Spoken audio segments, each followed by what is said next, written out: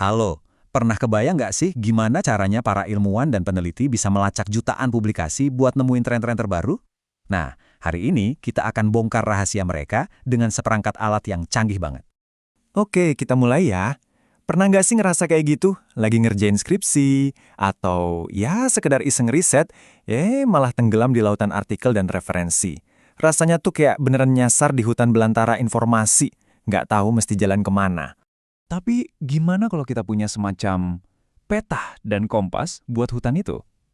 Itulah gunanya bibliometrika. Coba bayangkan kita pakai data buat gambar peta yang nunjukin di mana harta karunnya, siapa penjelajah yang paling berpengaruh, dan jalan setapak mana yang paling sering dilewatin. Nah, buat ngebantu kita bakal pakai kerangka dari seorang cendekiawan, namanya Basuki, yang ngebagi pendekatan ini jadi 3 jenis analisis. Masing-masing tuh kayak ngasih kita kacamata yang beda buat ngelihat dunia riset. Yuk kita mulai dari yang pertama. Alat pertama kita itu analisis deskriptif. Anggap aja ini kayak kita ngambil foto instan, cepet, dari sebuah pemandangan riset di satu waktu tertentu. Tujuannya simpel, buat nangkep apa aja sih yang paling kelihatan menonjol. Jadi analisis ini ngejawab pertanyaan-pertanyaan yang paling dasar. Siapa sih penulis yang paling produktif? Topik apa yang lagi ngetren? Dan negara mana yang paling getol nerbitin riset? Intinya, ini tuh kayak sensus di dunia riset. Analisis ini bisa kasih tahu kita misalnya, Profesor A ini penulis paling produktif, titik. Tapi dia nggak akan cerita siapa aja teman kolaborasinya di luar negeri yang bantu dia bisa seproduktif itu. Fokusnya cuma di apa, bukan gimana. Oke, setelah dapet fotonya, sekarang kita perlu tahu dong, apa yang ngehubungin titik-titik di foto itu. Nah, disinilah alat kedua kita masuk, analisis perilaku. Pertanyaan kuncinya sekarang bukan lagi apa, tapi gimana. Gimana para peneliti ini saling kerjasama. Gimana satu ide bisa nyambung ke ide lain terus menyebar. Disinilah peta jaringan kita mulai terbentuk. Analisis ini benar-benar memetakan koneksi. Dia bisa nunjukin misalnya, ada geng akademisi yang sering banget saling kutip.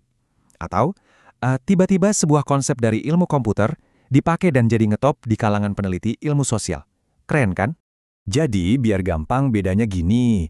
Kalau analisis deskriptif itu ngasih kita daftar semua pohon yang ada di hutan, nah, analisis perilaku itu ngegambarin peta gimana akar-akar pohon itu saling kait-mengait di bawah tanah. Yang satu ngasih daftar, yang satu ngasih lihat jaringannya. Udah dapat fotonya, udah dapat petanya, sekarang alat ketiga dan terakhir kita nih naik level, yaitu penilaian. Ini dia, analisis evaluatif. Di sini pertanyaannya jadi lebih nusuk ya. Dari semua riset ini, mana sih yang paling ngasih dampak? Seberapa besar pengaruh seorang peneliti atau sebuah jurnal buat bidangnya? Analisis inilah yang pakai data buat ngukur performa. Nah, metrik-metrik kayak Edge Index buat peneliti atau Impact Factor buat jurnal, itu semua dasarnya dari sini. Dan ini bukan sekedar angka loh. Angka ini sering banget jadi penentu buat promosi, dapat dana riset, bahkan reputasi universitas. Bedanya jelas banget, analisis deskriptif cuma nyajiin data mentah, misalnya, artikel ini disitasi 500 kali, udah. Kalau analisis evaluatif, dia pakai data itu buat ngasih skor, buat ngasih peringkat. Jadi artikel tadi ditempatin di dalam konteks performa di bidangnya. Oke. Terus kenapa kita harus peduli sama semua ini? Apa gunanya di luar dunia akademis? Ternyata, gedenya minta ampun dampaknya, dan kena ke kita semua. Coba dilihat ini. Gimana metrik-metrik tadi dipakai langsung buat nentuin peringkat universitas di seluruh dunia.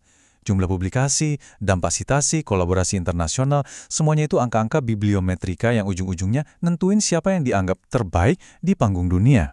Jadi, ini tuh bukan cuma buat para akademisi. Di dunia yang informasinya seabrek-abrek kayak sekarang, kemampuan buat ngeevaluasi sumber, nemuin siapa ahlinya, dan ngerti gimana ide-ide itu saling nyambung, itu jadi semacam skill bertahan hidup yang penting banget buat kita semua. Biar kita jadi konsumen informasi yang lebih cerdas, gitulah. Dan ini ninggalin kita sama satu pertanyaan penting buat direnungin.